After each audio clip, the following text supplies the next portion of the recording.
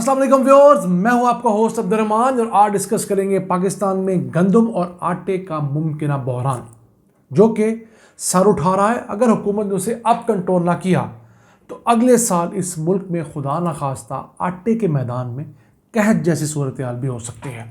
वो किस तरह? इस साल की गंदम की फसल बस आई चाहती है, लेकिन पंजाब की हुकूमत ने गंदम की स्पोर्ट प्राइस नहीं बढ़ाई। गंदम का एक मन हुकूमत पंजाब 3900 रुपये में ख़रीदने का ऐलान कर चुकी है, लेकिन कितनी गंदम खरीदेगी इसका अभी तक ऐलान नहीं किया गया। पंजाब पाकिस्तान भर में सबसे ज़्यादा गंदम खरीदता है, पैदा भी सबसे ज़्यादा करता है, ख़रीदता भी सबसे ज़्यादा है और कंजम्पशन भी इसी की सबसे ज़्यादा है। तो पंजाब अगर गंदम नहीं खरीदेगा या कम खरीदेगा तो जो इस साल बम्पर क्रॉप होगी उसके अंदर आड़ती डीलर मिलकर किसान का इस्तेहसाल करेंगे। जो हुकूमत ने 3900 रुपया फी मन रेट रखा हुआ है वो किसान को 3500 रुपये 3000 रुपये मिलेगा। तो क्या होगा? अगले साल किसान गंदम नहीं उगाएगा, फिर हम बिलियंस ऑफ डॉलर्स खर्च करके बाहर से गंदम इंपोर्ट करेंगे और बाहर के किसान को फ़ायदा पहुंचा देंगे, अपने किसान को भूखा मार देंगे। हुआ क्या कि कुछ दिनों पहले ईसीसी की मीटिंग हुई, इकोनॉमिक कोऑर्डिनेशन कमेटी की वफाकी सतह पर, और फैसला किया गया कि पंजाब के अलावा सिंध, बलूचिस्तान और वफाकी हुकूमत 24,50,000 टन गंदम खरीदेंगे। पाकिस्तान में इस साल उम्मीद है 3 करोड़ टन के करीब गंदम पैदा होगी। तो उसमें से हम 10% भी गंदम नहीं खरीदेंगे फिलहाल के फैसले के मुताबिक, और उस गंदम में से जो पास्को यानी वफाकी हुकूमत गंदम खरीदेगी वो होगी 14 लाख टन, फिर 10 लाख टन सिंध की हुकूमत खरीदेगी और बलूचिस्तान सिर्फ 50,000 टन खरीदेगा। पंजाब जो कि औसतन 45 लाख टन गंदम खरीदता है, यानी वफाक सूबा सिंध और बलूचिस्तान से ज़्यादा गंदम खरीदता है, वो इस दफ़ा खामोश है। एक तो उसने गंदम का फी मन रेट नहीं बढ़ाया, पिछले साल भी 3,900 रुपये मन था, इस साल भी 3,900 रुपये मन किया। एक तो जुर्म ये हुआ किसान के साथ कि इस दौरान बिजली की कीमतें बढ़ गई, डीजल की कुछ कम ज़रूर हुई, लेकिन उसके अलावा खाद की कीमत पहले से बढ़ी हुई है, अद्वियात की कीमत पहले से बढ़ी है, जो मजदूरी है महंगाई पहले से बढ़ चुकी है।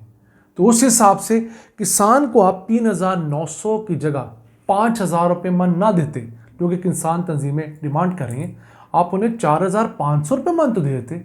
चले आप 4,000 का फिगर ही होल कर देते तो आप किसान को कहने के काबिल होते कि जनाब पहले 3900 रुपये मन थी, हमने 4,000 रुपये मन कर दी क्योंकि डीजल की कुछ प्राइसेस कम हुई हैं। लेकिन पंजाब की हुकूमत ने बर वक्त फैसला आज की तारीख तक नहीं किया, जिससे खदशा ये है कि किसान इस दफ़ा दर बदर की ठोकरें खाएगा। हुकूमत पाकिस्तान जब उससे गंदम नहीं लेगी तो उसके पास मजबूरी है कि वो आड़ती को जाके गंदम भेजे, मिडल मैन को। तो आड़ती अपनी मर्जी के रेट पर उससे गंदम लेगा, फिर गंदम स्टॉक की जाएगी। इन हुकूमतों के गंदम महफूज करने का या ज़ख़ीरा करने का मकसद ये होता है कि ये हुकूमतें पूरा साल फ्लावर मिल्स को गंदम उसी कंट्रोल रेट पर जारी करती रहती हैं, जिससे मुल्क के अंदर आटे की एक कीमत बरकरार रहती है। लेकिन जब हुकूमत पाकिस्तान के पास स्टॉक कम होगा तो क्या होगा? ये आड़ती माफिया मुल्क के अंदर आटे की कीमत बढ़ा देगा। ऑलरेडी मुल्क के अंदर आटा जो है 1500-1600 रुपये का 10 किलो का बैग बिक रहा है। अच्छा आटा जो है, उससे जो प्रीमियम क्वालिटी का उसकी तो बात ही न कीजिए। तो अगर इतना महंगा आटा 150 रुपये किलो आवाम लेकर खा रही है, अगले साल ये 200 रुपये हुआ तो ये तमाम वबाल किसके सर जाएगा? PDM 2 की हुकूमत के सर जाएगा। इसके साथ साथ इस साल पाकिस्तान में जितना टारगेट था उससे ज़्यादा रकबे पर गंदम काश्त हो चुकी है। गंदम का टारगेट था 2 करोड़ 20 लाख एकड़ के ऊपर, काश्त हुई है 2 करोड़ 37 लाख एकड़ के ऊपर। इसी वजह से हमें उम्मीद है इस साल 2 करोड़ 90 लाख से लेकर 3 करोड़ टन तक गंदम पाकिस्तान में पैदा होगी।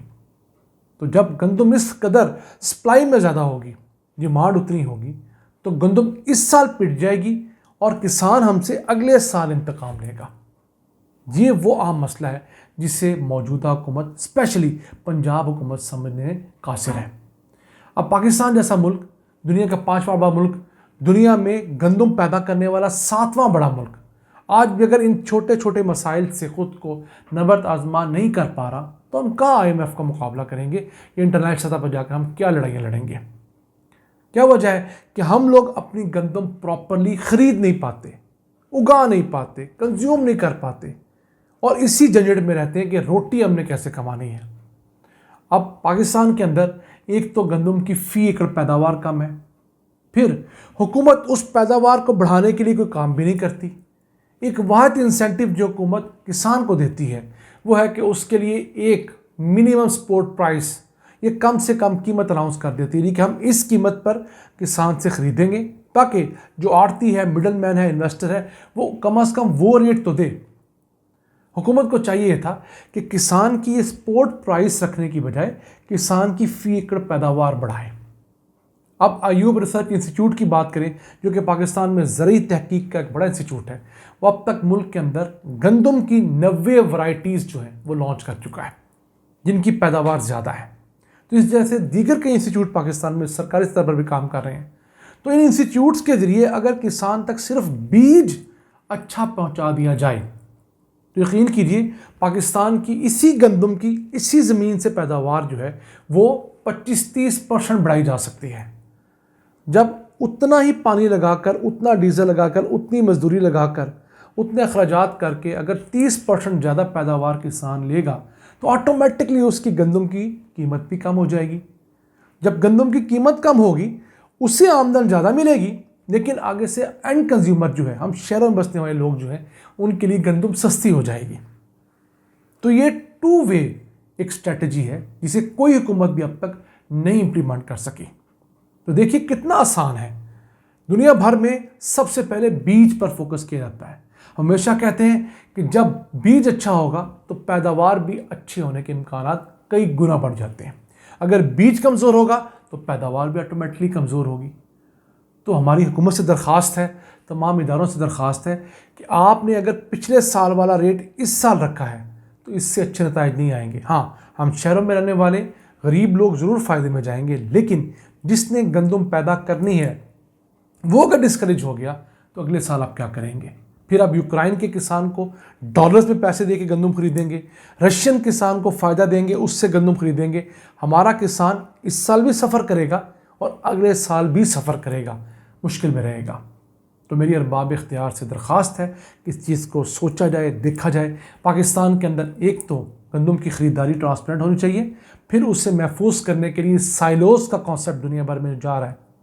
बड़े बड़े क्लस्टरों के अंदर जैसे फ्लावर मिल्स के अंदर होते हैं, उन साइलोज़ के अंदर गंदम को महफूज किया जाए ताकि पाकिस्तान के अंदर गंदम ख़रीदारी के बाद ज़ाया ना हो और किसान की फ़ी एकड़ पैदावार बढ़ाने पर फुल थ्रॉटल से मेहनत की जाए ताकि लोगों को सस्ती गंदम मिले, पैदावार ज़्यादा होने का सबब, और किसान को भी नुकसान ना हो सस्ती गंदम बेचकर, क्योंकि उसकी फ़ी मन पैदावारी लागत कम हो जाएगी तो ऑटोमेटिकली वो गंदम भी सस्ती देगा।